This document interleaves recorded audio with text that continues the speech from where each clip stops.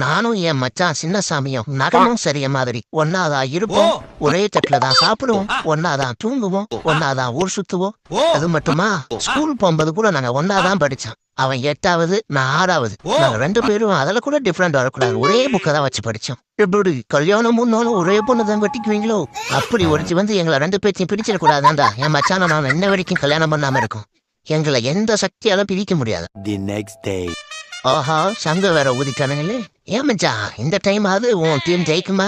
எங்கடா ஒரு டைம் ஜெயிக்க மாட்டேங்கிறாங்க. நாங்க பாரு அதிக போச்சிருக்கோம். மச்சான் தேவையில்லாத பேசாத, பிரச்சனை ஆயிப்போயிடும்.